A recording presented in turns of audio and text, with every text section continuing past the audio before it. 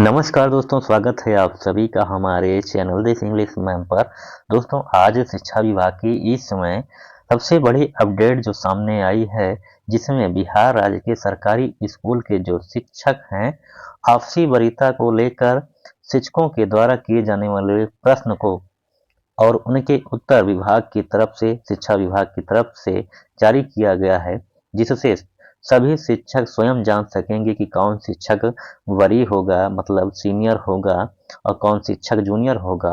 और किस शिक्षक को जो है प्रधानाध्यापक पद का रिक्त होने पर उन्हें प्रभार मिलेगा। तो शिक्षा विभाग की ओर से जारी यह प्रश्नोत्तरी, और इस प्रश्नोत्तरी को इस वीडियो में अच्छे से समझेंगे। कुल कितने प्रश्नों को उत्तर शिक्षा विभाग ने जारी किया है, और यह प्रश्नोत्तरी जो है कब जारी किया गया है, तो सब कुछ डिटेल में समझेंगे और आप सभी को जो है सभी प्रश्नों की जानकारी देंगे। तो आप सभी से कहूंगा कि आप सभी हमारे चैनल पर नए हैं तो चैनल को सब्सक्राइब कर लीजिए, वीडियो को भी लाइक कर दीजिए और दोस्तों को भी शेयर कर दीजिए। तो चलिए दोस्तों, यह जो है महत्वपूर्ण जो प्रश्नोत्तरी है विभाग की तरफ से जारी की गई है वरीयता को लेकर शिक्षकों के, आज की इस वीडियो को शुरू करते हैं। और यहाँ पर सबसे पहले आप सभी का यह जो आदेश है, जो प्रेषक हैं, जो शिक्षा विभाग के दिनेश कुमार सचिव हैं शिक्षा विभाग बिहार सरकार पटना के, इनके द्वारा यह जो है प्रेषित किया गया है। और यहाँ पर बिहार सरकार शिक्षा विभाग पटना, और यह जो है प्रश्नोत्तरी जो है सभी सेवा में सभी जिला शिक्षा पदाधिकारी को जो है यह प्रेषित किया गया है, यानी कि भेजा गया है। और किस तारीख को यह जारी किया गया है, तो यहाँ पर 12/1/2026 को यह जारी किया गया है। विषय में क्या है, यहाँ पर विषय में राज्य के प्रारंभिक विद्यालयों से लेकर उच्च माध्यमिक विद्यालयों, यानी कि जो प्रारंभिक विद्यालय हो गए, मध्य विद्यालय हो गए, माध्यमिक विद्यालय हो गए, उच्च माध्यमिक विद्यालय हो गए, इन चारों प्रकार के जो विद्यालय हैं बिहार सरकार के द्वारा जो चलाए जा रहे हैं, में नियमित प्रधान शिक्षक, प्रधानाध्यापक के पद रिक्त रहने पर स्थानीय निकाय शिक्षक, विशिष्ट शिक्षक, विद्यालय अध्यापकों की आपसी वरीयता एवं अन्य संख्याओं को, यानी कि उनके बीच में होने वाले जो भ्रम की स्थिति है उसको जो है संख्याओं को निराकरण हेतु यहाँ पर ये प्रश्नोत्तर जो है संप्रेषित किया जा रहा है, भेजने का काम इस विषय में किया जा रहा है। और आगे क्या कहा जा रहा है, आप सभी यहाँ पर महाशय, उपर्युक्त विषयक राज्य के प्रारंभिक विद्यालय से लेकर उच्च माध्यमिक विद्यालयों में नियमित प्रधान शिक्षक, प्रधानाध्यापक के पद रिक्त रहने पर प्रभारी प्रधान शिक्षक, प्रभारी प्रधानाध्यापक घोषित करने हेतु स्थानीय निकाय शिक्षकों, विशिष्ट शिक्षकों और विद्यालय अध्यापकों की आपसी वरीयता के संबंध में विभागीय स्तर से पूर्व में आदेश भी निर्गत किए गए, यहाँ पर कहा जा रहा है। और उक्त पत्र के पश्चात भी विभिन्न शिक्षक संगठनों द्वारा वरीयता के संबंध में कतिपय परीक्षा की जा रही है। इस पत्र के साथ विभागीय स्तर पर तैयार अक्सर पूछे जाने वाले प्रश्न एवं उसका उत्तर सामग्री भेजते हुए अनुरोध है कि उक्त के आलोक में अग्रतर कार्यवाही करना सुनिश्चित करेंगे। तो यह जो है प्रश्नोत्तरी शिक्षा विभाग जिला शिक्षा पदाधिकारी को भेजा है, और यह भी यहाँ पर आदेश किया गया है कि ये प्रश्नोत्तरी का जो है आप प्रयोग करते हुए अपनी कार्यवाही को पूरा करेंगे। और जानते हैं कि बिहार में जो है कितने प्रकार के शिक्षक हैं, कई कोट के शिक्षक हैं, एक तो नियोजित शिक्षक हो गए, और एक जो है विशिष्ट शिक्षक हो गए, और एक विद्यालय अध्यापक जिसमें कि बीपीएससी TRE 1 और TRE 2 और TRE 3 होते हैं। इतने शिक्षक हैं और विद्यालय हैं, आप सभी के जानते हैं प्राथमिक विद्यालय हो गए, मध्य विद्यालय है, माध्यमिक विद्यालय, उच्च माध्यमिक विद्यालय, इतने सभी विद्यालयों में इतने प्रकार के शिक्षक हैं, और उनमें आपसी वरीयता को लेकर अक्सर जो है सवाल जवाब होता रहता है कि कौन वरीय है, कौन सीनियर है, और उसी आधार पर जो है प्रभारी, जैसे प्रधानाध्यापक का पद रिक्त होने पर उन्हें प्रभार किससे दिया जाए, इन सभी के निराकरण के लिए विभाग ने जो है सभी जिला शिक्षा पदाधिकारी को यह प्रश्नोत्तरी जारी की है। और इस प्रश्नोत्तरी के आधार पर जो है जिला शिक्षा पदाधिकारी यह जो है डिसाइड करेंगे और पूरी कार्यवाही करेंगे। विभाग ने इसके लिए भी आदेश दिया गया है। आगे देखते हैं साथियों की जो प्रश्नोत्तरी है उसमें किस प्रकार के प्रश्न किए गए हैं और विभाग द्वारा किस प्रकार का उत्तर दिया गया है। यहाँ पर आप सभी देख सकते हैं कि स्थानीय निकाय शिक्षक, जिसको नियोजित शिक्षक भी कहते हैं, विशिष्ट शिक्षक और विद्यालय अध्यापक, ये देख सकते हैं कि 3 प्रकार के शिक्षक हैं और इनकी आपसी वरीयता, विशिष्ट शिक्षक का वेतन संरक्षण इत्यादि से संबंधित अक्सर पूछे जाने वाले प्रश्न यहाँ पर विभाग की तरफ से और उनका उत्तर दिया गया है। प्रश्न यहाँ पर पहला है जो कि प्रश्न किया गया है, आप सभी यहाँ पर देखेंगे। यहाँ पर माध्यमिक और उच्च माध्यमिक विद्यालयों में कार्यरत स्थानीय निकाय के शिक्षक, जो कि नियोजित शिक्षक भी कहे जाते हैं, कि आपसी वरीयता के निर्धारण के लिए मापदंड क्या है, इसके लिए यहाँ पर प्रश्न किया गया। विभाग की तरफ से जो यहाँ जवाब उत्तर दिया जा रहा है, आप सभी देख सकते हैं कि पूर्व से निर्गत विभागीय अधिसूचना संख्या 1500 दिनांक वह जो है 22/7/2019 द्वारा ही स्थानीय निकाय शिक्षक, नियोजित शिक्षक जिनको कहते हैं, आपसी वरीयता का निर्धारण किया जाएगा। तो यहाँ पर जो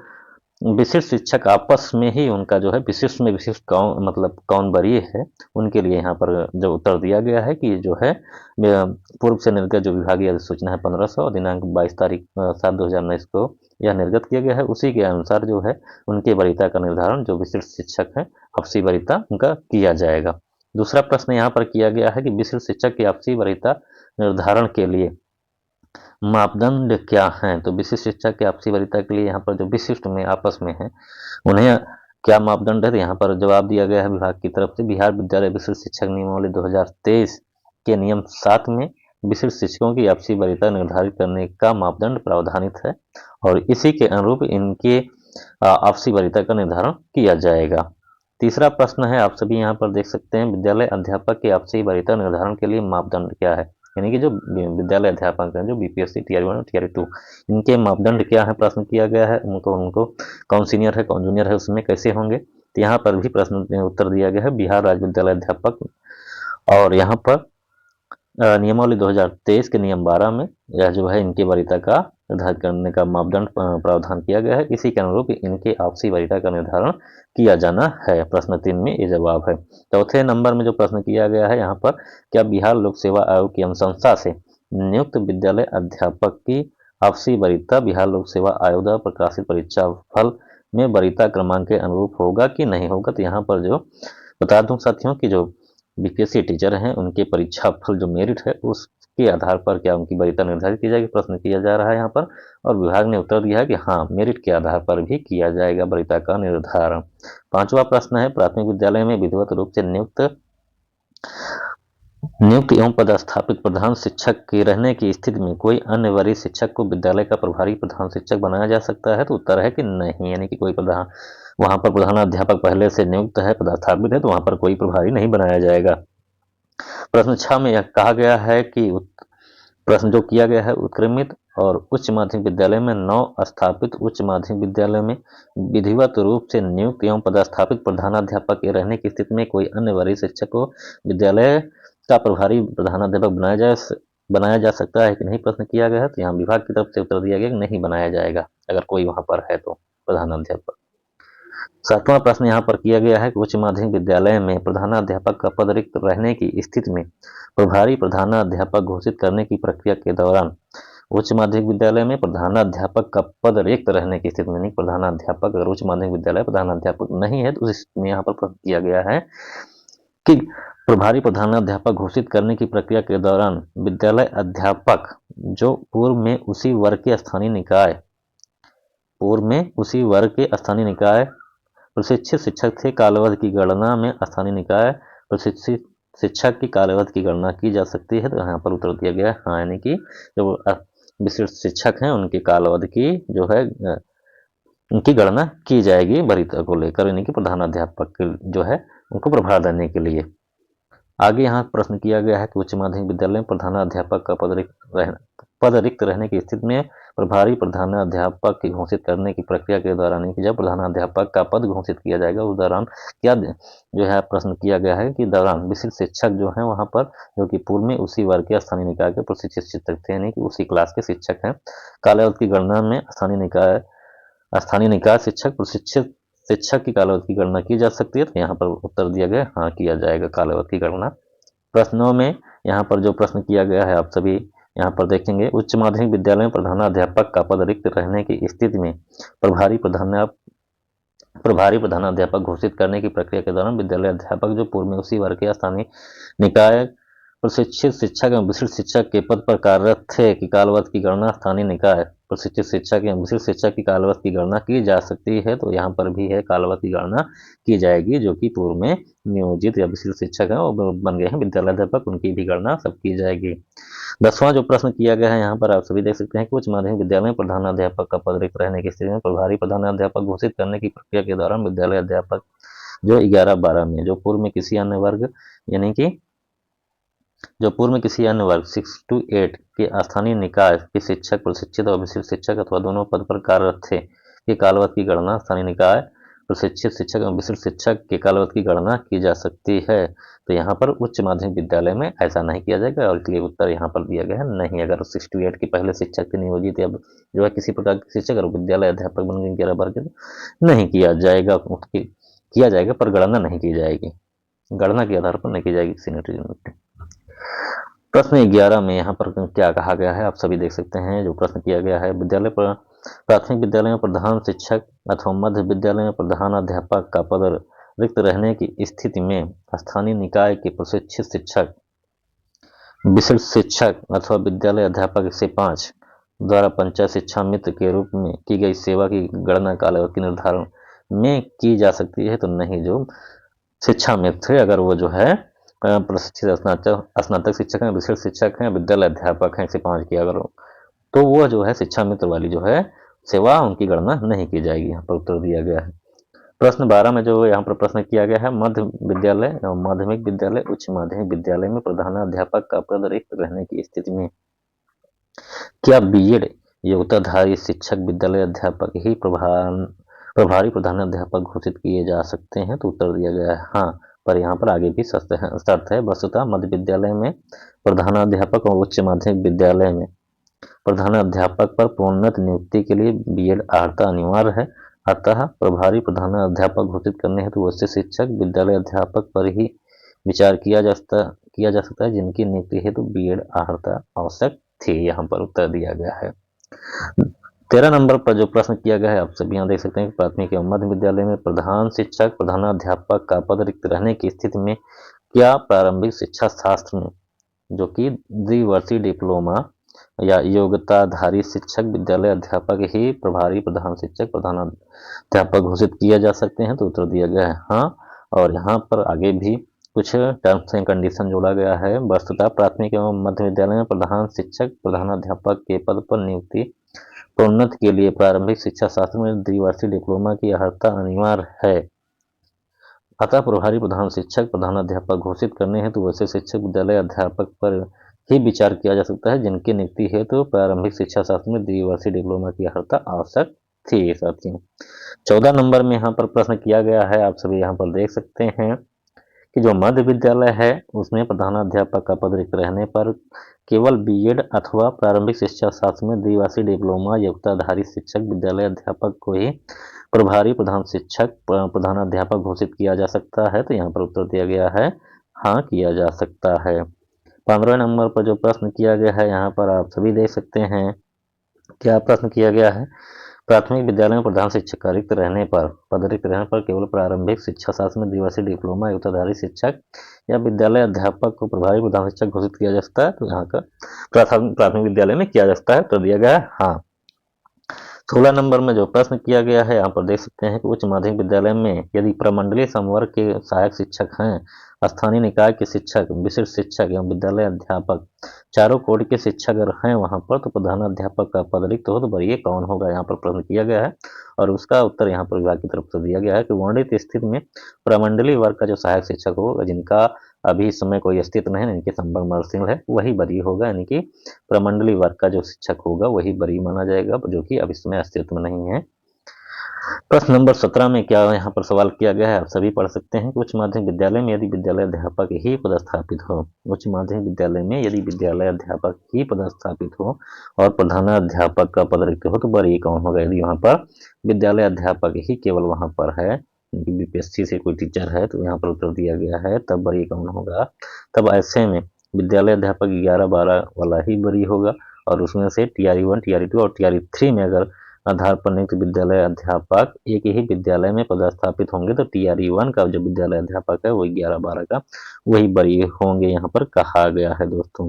आगे भी यहाँ पर कहा जा रहा है कि समान विषय के एक से अधिक विद्यालय अध्यापक, अगर एक ही विषय के हैं एक से अधिक विद्यालय अध्यापक 11-12 होने पर वरीयता निर्धारण है तो बिहार लोक सेवा आयोग द्वारा प्रकाशित परीक्षा फल का वरीयता के आधार पर निर्धारित होंगे। यानी कि अगर एक विषय से कई शिक्षक हैं और उनकी वरीयता को लेकर बात की जा रही है तो उनका परीक्षा फल जिसका नंबर ज्यादा होगा उसे वरीयता दिया जाएगा। और अलग अलग विषय के शिक्षक होने की स्थिति में उनके जन्मतिथि के आधार पर वरीयता का निर्धारण किया जाएगा। उपर्युक्त दोनों की स्थिति में समान होने पर जो अगर दोनों जन्मतिथि बराबर है, उनकी मेरिट भी बराबर है, तो वहां पर वर्णमाला के नाम जो पहले आएंगे उसको जो है जिसका नाम पहले आएगा वर्णमाला में उनको वरीयता दी जाएगी। तो यहाँ पर उत्तर में दिया गया है। प्रश्न 18 में जो सवाल किया गया है यहाँ पर आप दे सकते हैं कि उच्च माध्यमिक विद्यालय में